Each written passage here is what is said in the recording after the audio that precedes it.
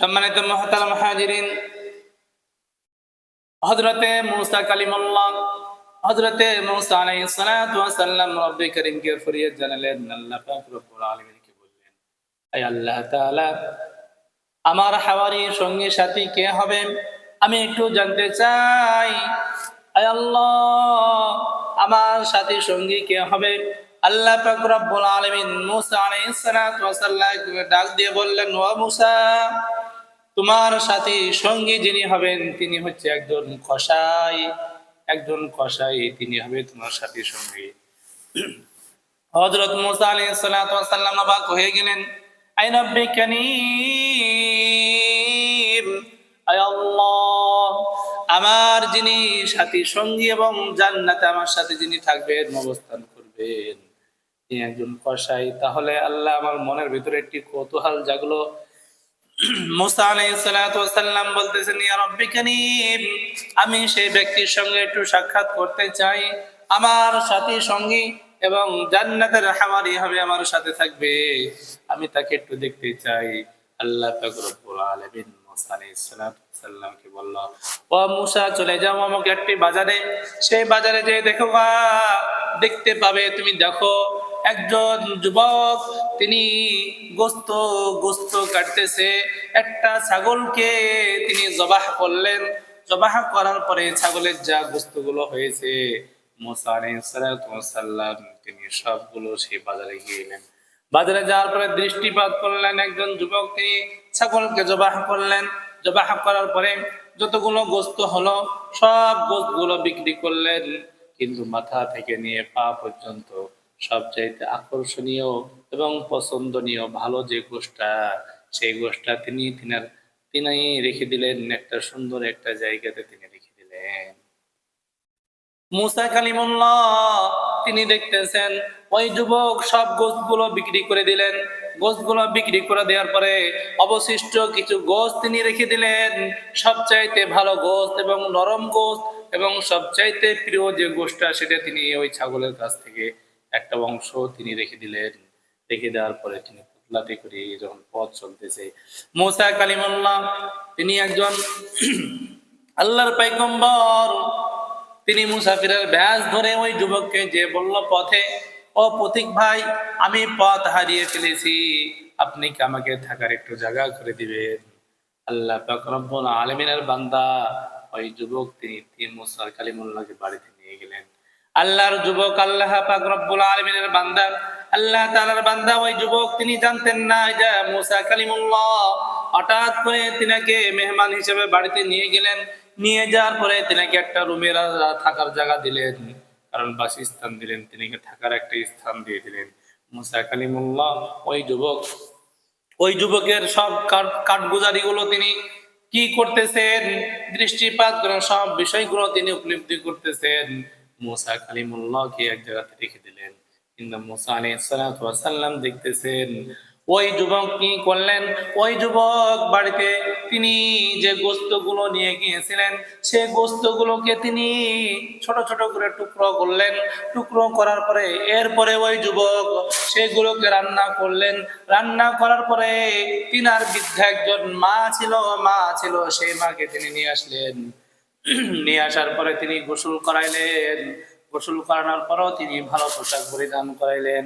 ভালো পোশাক পরিধান করানোর পরে ওই মাকে যখন নিয়ে আসলেন, ওই মাকে নিয়ে আসার পরে ভালো পোশাক পরিধান করার পরে মাকে খাবারগুলো খাওয়াইলেন, নিজে হাতে উঠিয়ে দিলেন। এই জন্য পয়গম্বর মুসা আলাইহিস সালাতু ওয়াস সালাম দৃষ্টিপাত করে সবগুলো দেখলেন, উপলব্ধি করলেন। ওই যুবককে ডাক দিয়ে বলল, ওই যুবক, এই যে তোমার মায়ের সেবা যত্ন করতেছো, কতদিন যাবত তুমি করতেছো, আমি একটু জানতে চাই। ওই যুবককে যখন বলল, ওই যুবক ডাক দিয়ে বলল, এ ভাই, মুসাফির ভাই, আপনি জানেন না, আমার এই মায়ের খেদমত করতে করতে আমার জীবন এবং যৌবনকে আল্লাহ পাক রব্বুল আলামিনের ওয়াস্তে আমি সব বিলীন করে দিয়েছি।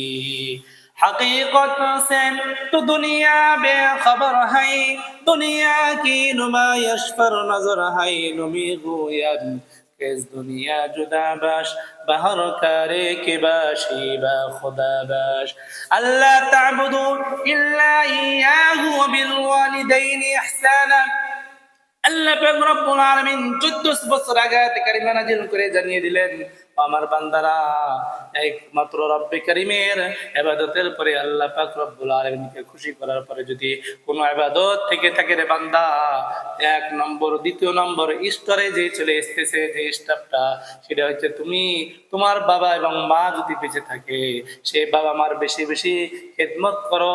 কারণ রাসূলুল্লাহ নবী সাল্লাল্লাহু আলাইহি সাল্লাম বলেছেন, আল জান্নাতু তাহতা আকদামিল উম্মাহাত, পিতা এবং মায়ের পায়ের নিচে সন্তানের বেহেশত বলা হয়েছে বেহেশত। মুসা কালিমুল্লাহ দৃষ্টিপাত করে দেখলেন ওই যুবক তিনার মায়ের খেদমত করলেন, কেমন খেদমত করলেন, হারে এমন খেদমত তো আমরা করি না গো ভাই। এই খেদমত না করার কারণে ইন্তিকালের পরে কিন্তু আল্লাহ আমাদের জন্য জান্নাত লিখে নাই, ঠিক কিনা বলে? এই জন্য আমাদেরকে কি করতে হবে? আল্লাহর হাবিব সাল্লাল্লাহু আলাইহি সাল্লাম শিক্ষা দিলেন, ও আমার উম্মতরা, তোমরা দুনিয়া জিন্দেগিতে যাদের বাবা মা বেঁচে আছে বাবা মার খেদমত করো। বলে কতদিন পর্যন্ত খেদমত করব? একজন সাহাবা দাঁড়িয়ে বলছে, ইয়া রাসূলুল্লাহ, ইয়া হাবিবাল্লাহ, আমার তো দুনিয়া জিন্দেগিতে বাবাও নাই মাও নাই, তাহলে আমি খেদমতটা কিভাবে করব? আর একজন বলছে, ইয়া রাসূলুল্লাহ, আমার বাবা মার যদি আমি খেদমত করি কতদিন পর্যন্ত আমি খেদমত করব? আল্লাহর রাসূল সাল্লাল্লাহু আলাইহি সাল্লাম বলতেছেন, আমার সাহাবীরা, তুমি যদি তোমার মা, তোমার পিতা এবং তোমার মাতা বেঁচে আছে আর তোমাকে শৈশব কাল থেকে নিয়ে তোমার বিবাহ পর্যন্ত দায়িত্ব নিয়েছে, এরপরে কতদিন তোমার পিতামাতা তোমার দায়িত্ব নিবে তুমি জানো নি? আল্লাহ পাক রব্বুল আলামিন এত সুন্দর নীতিমালা দিয়ে দিলেন, এত সুন্দর আদর্শ দিয়ে দিলেন। ইসলাম এই জন্য সমর্থন করে, অমাইয়াবতাগি গায়রাল ইসলামি দীনান ফালা ইউকবালা মিনহু ওয়া হুয়া ফিল আখিরাতি মিনাল খাসিরিন। ইসলাম একটা কমপ্লিট একটা জীবন ব্যবস্থা। এই জন্য ইসলামের ভিতরে কত সুন্দর নিয়ম কানুন দেখেন। সম্মানিত মুহতারাম হাজিরিন, কোন ধর্মের ভিতরে এত সুন্দর নিয়ম কানুন পাবেন না। ওই জন্য একজন সাহাবীকে আল্লাহ রাসূল সাল্লাল্লাহু আলাইহি সাল্লাম বললেন, তোমার বিবাহ পর্যন্ত তোমার পিতা তোমার দায়িত্ব নিয়েছে, এরপরে বিবাহের পর থেকে নিয়ে তোমার বাবা মায়ের ইন্তিকাল না করা পর্যন্ত তোমার দায়িত্ব রয়ে গেল। সুবহানাল্লাহ। তারপরে সাহাবী বলছে, ইয়া রাসূলুল্লাহ, এরপরে কি আমার পিতা মাতার কি হক আদায় হবে? আল্লাহর হাবিব সাল্লাল্লাহু আলাইহি সাল্লাম বললেন, আমার সাহাবীরা, মাথা থেকে নিয়ে পায়ের তালু পর্যন্ত যদি সব চামড়াগুলো যদি ছিলে ফেলে দিয়ে পিতা এবং মায়ের যদি পায়ের জুতা যদি বানিয়ে দেওয়া হয় রে, ও আমার উম্মতরা, আমার সাহাবীরা, যদি পিতা এবং মাতার যদি পায়ের জুতাও যদি বানিয়ে দেওয়া হয়, কিয়ামত পর্যন্ত জীবনে কোনোদিন তিনাদের ঋণ পরিশোধ হবে না।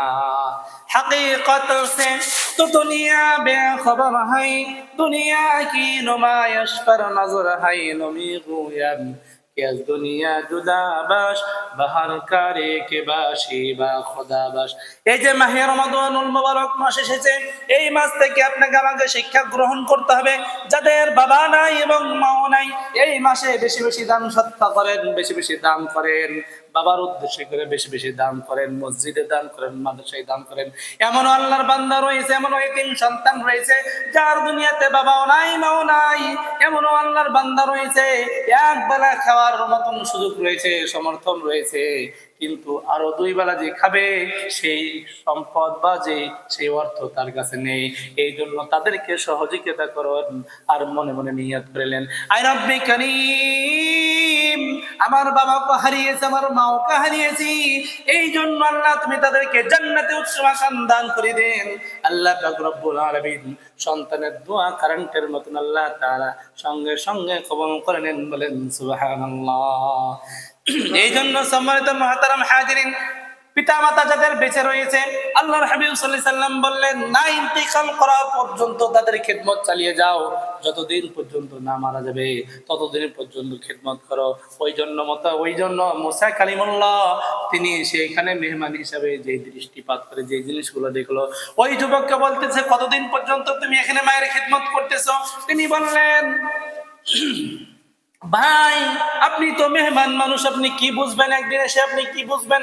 আমার মাকে আমি এত ভালোবাসি, এত পছন্দ করি, এত মহাব্বত, এমন একটা গভীর কানেকশন, এমন একটা সম্পর্ক, বলে যার মাধ্যম দিয়ে আমি দুনিয়াতে আসলাম, এই মায়ের খেদমত করার কারণে আমার জীবন যৌবনকে আমি আল্লাহ পাক রব্বুল আলামিনের রাস্তায় বিলীন করে দিয়েছি। সুবহানাল্লাহ। এই জন্য আমাদের যাদের পিতামাতা বেঁচে আছে তাদের বেশি বেশি খিদমত করবো ইনশাআল্লাহ তাআলা। আল্লাহ পাক রব্বুল আমাদের সকলকে পিতামাতার বেশি বেশি খিদমত করার তৌফিক দান করুন। আমিন। ওয়া আখিরু দাওয়ানা আলহামদুলিল্লাহি রাব্বিল আলামিন। আসসালামু আলাইকুম ওয়া রাহমাতুল্লাহি ওয়া বারাকাতুহু।